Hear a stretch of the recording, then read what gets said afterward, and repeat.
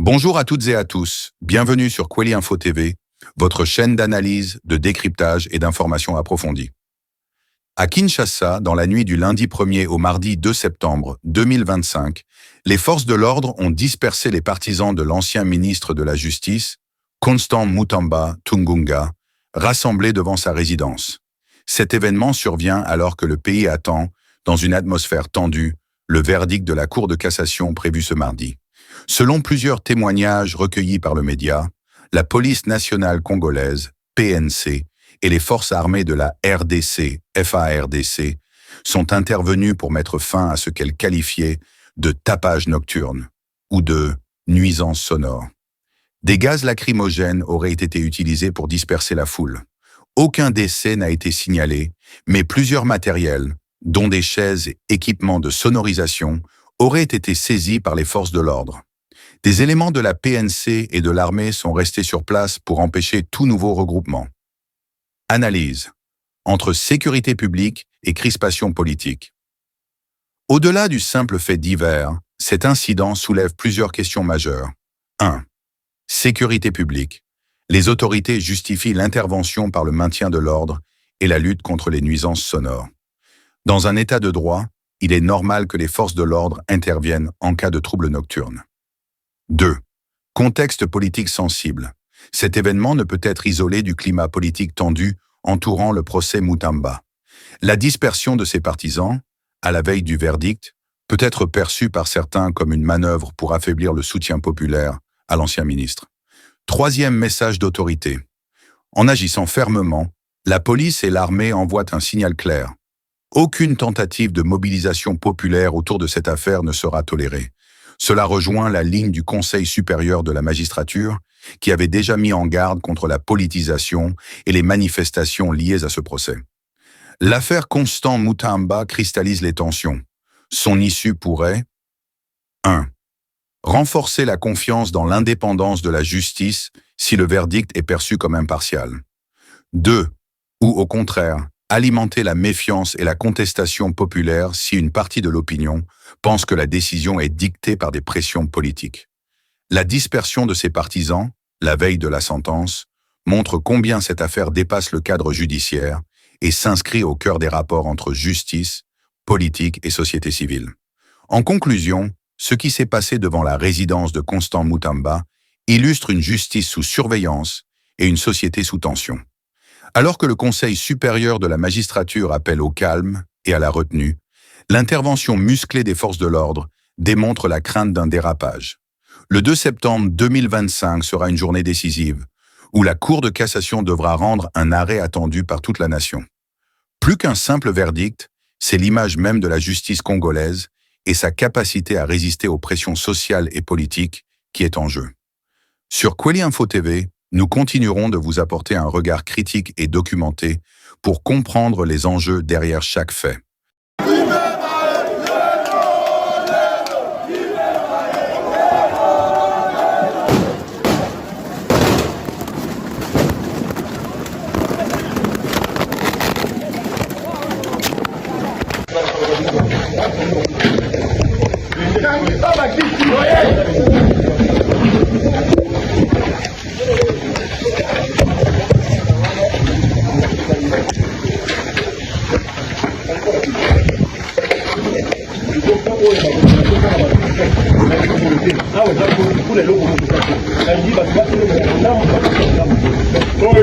Voilà, mbote mwana mboka.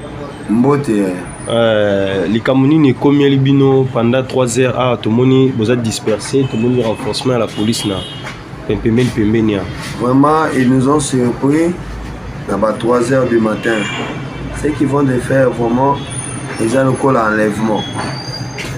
Normalement, vraiment, loyalement, on ne peut pas arrêter une personne comme Mutamba. Comme ça, dans ce sens, il va entouiller 30 jeeps. Et on a passage n'importe quoi, va baisser sur milling, va kimogène. Policier na ba JR passe na solo. Tana moninga ba JR pena makamango. Ça passe. Mais na ndingi na passer message moko na président ya mboka.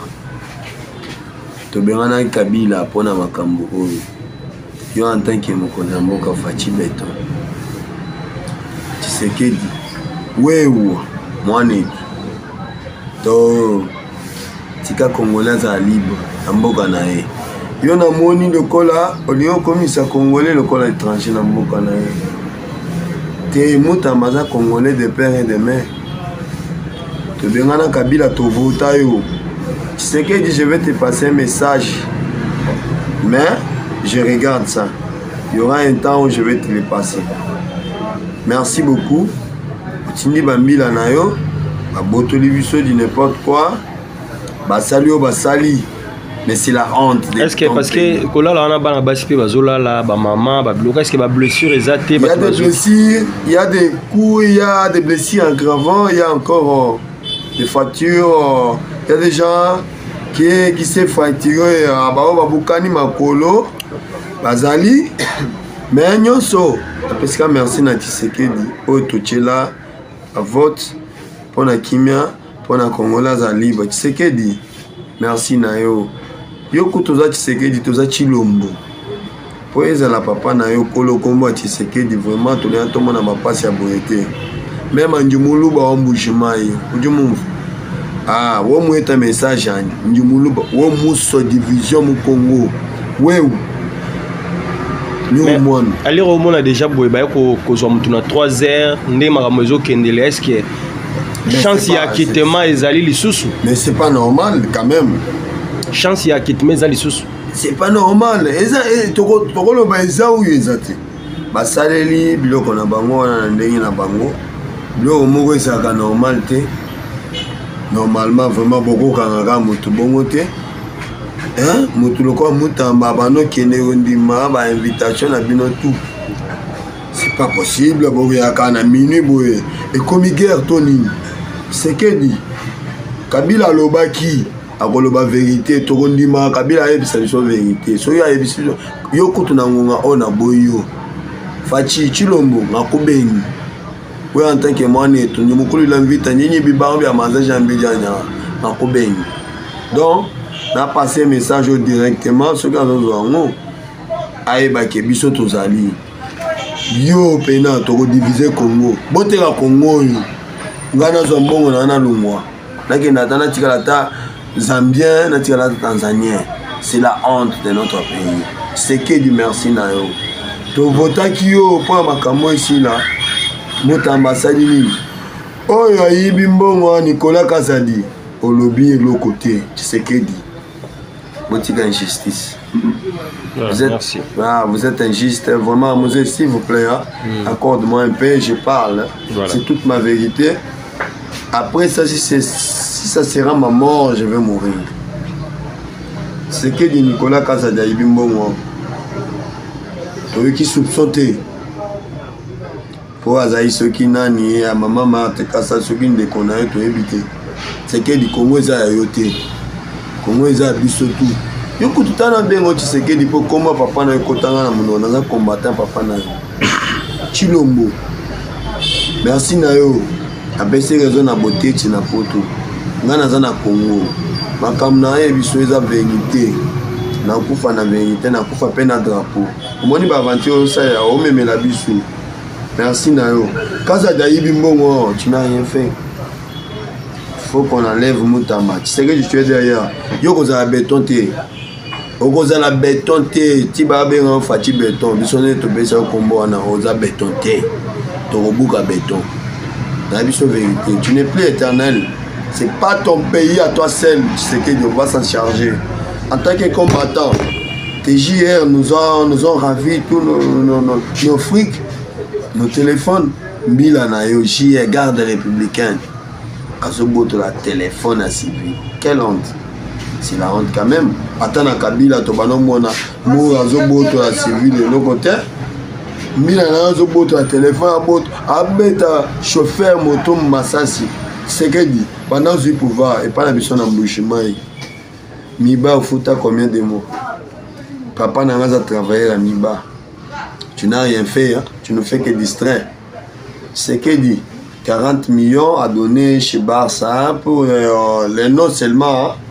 c'est que dit un message nanga mais yo Kabila otobolo vérité biso toza na Congo naza na Kinshasa hein naza na Kinshasa naza na Mapela na Tchangu tokotambola pona mutamba tokotambola bokanie bosali o bosali yo nde oza au courant yo Tshisekedi na loba vérité Chilombo nde oza na makambo merci na yo toza na ebele koloba te ah continuer tinda baya okanga biso naza maske te omoni elongi nanga kaka nazalaka boye tinda bango baya okanga biso soki olingi tomela biloko kaka moye na nsaku tokoyinisa mboko pardon nayebi biso boye yo continue na makambo oza na kati ya kosala c'est la honte sekeli tovotaki yo mpona boye te sala demanda na yo petit lokola mutamba wana yo en tant que vie moko ya mayele oyo tolingaki makasi mais wangadre petit na mutamba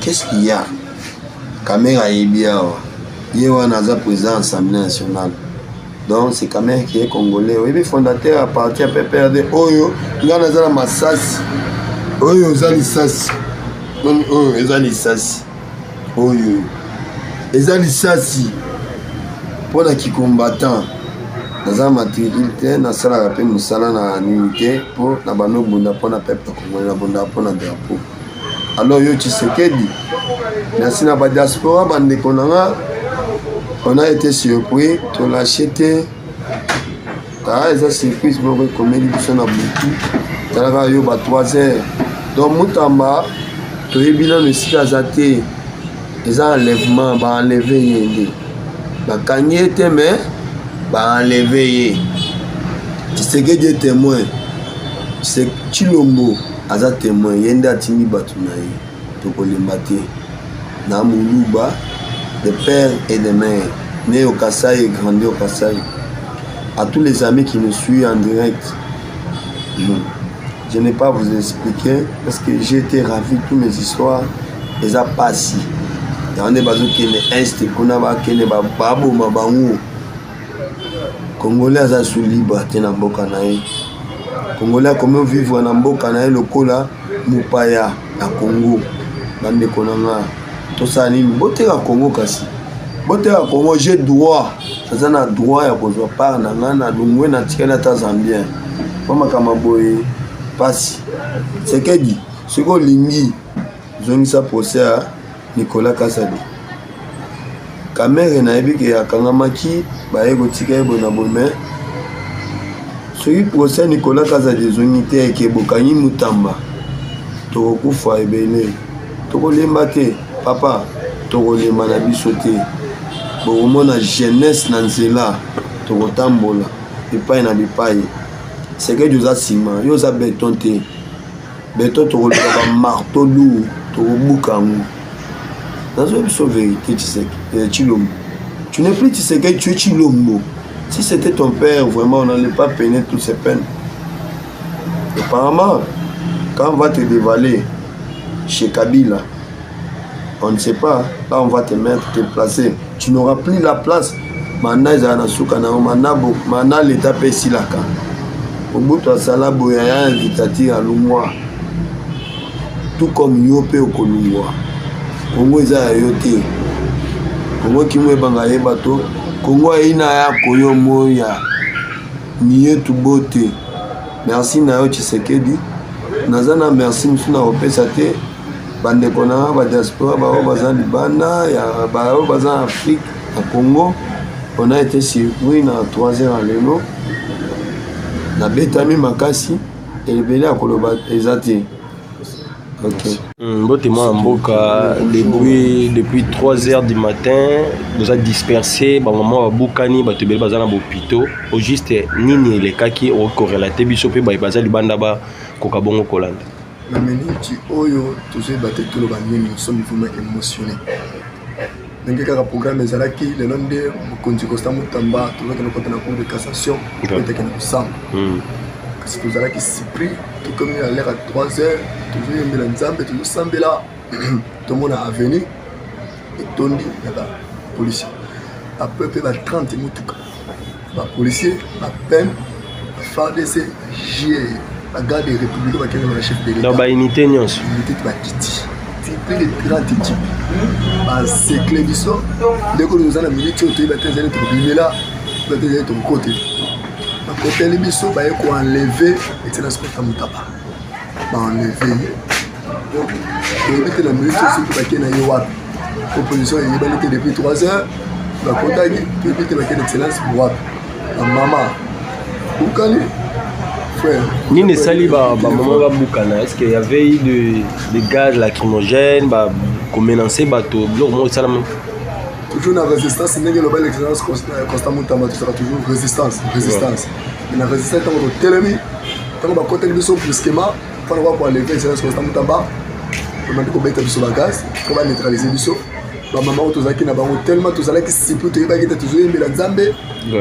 Tout le monde va côté bisous, la police va entourer les bisous, n'a pas agi, imiter nous.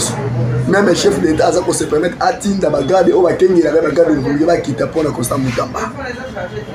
Zingi biso ko beta bagaz ko beta même frère na autour ba betier ba mama bukani bato ko zoka ndi ba songa mona na zabo ko zokawa tu makolo se tondi ba pota na ba pota ina za awa lati pantalon etani makolo nge komi yo awa nyoso likolo wa tu pota na ba pota zo wela ndenge ya ko se sauver pe ya ko sauver âme na minute to ebite ko samta ba kena yapi pole ba kodela kibiso to na choite.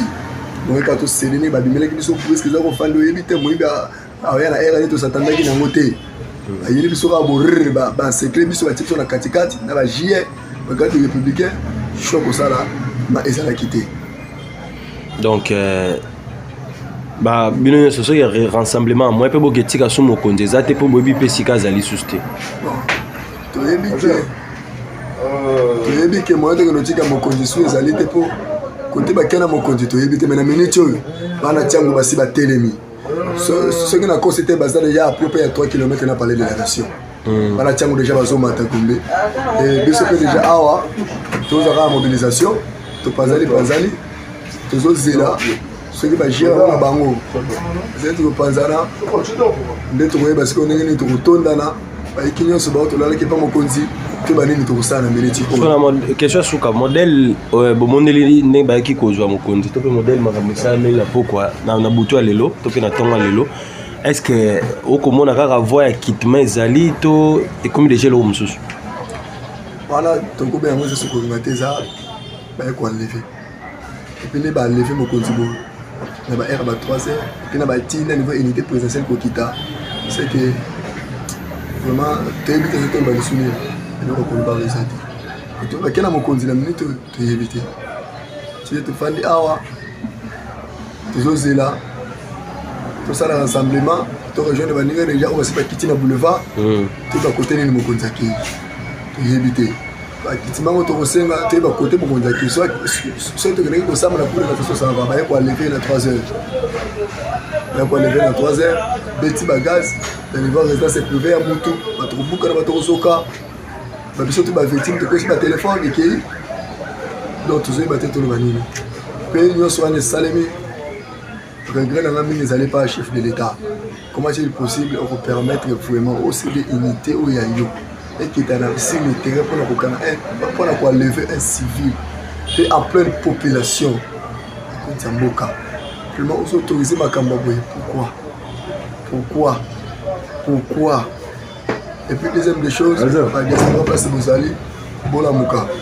Voilà, tiens, on a bien aussi déjà depuis 3 ans, nous sommes qui menacés. Tiens, on a déjà aussi bébé ça qui boutonne déjà boulevard. Et puis Bozola on a parlé de la nation. Nous sommes déjà des Tozabo, des Tozabo, tout là. Quand il y a résidence déjà, il y a son excellence Costa Moutamba. Mais tous les universités pour encercler du quartier mobile. Ils ont la magie, ils ont la PEM, ils ont la police, ils ont encercler du sous. Donc, tu as évité de ça, tu as usé la sorte de monde qui m'a remboursé, tu as carrément, tu as oublié de là, tu as baqué dans mon continent, merci beaucoup, Mwambok. Merci.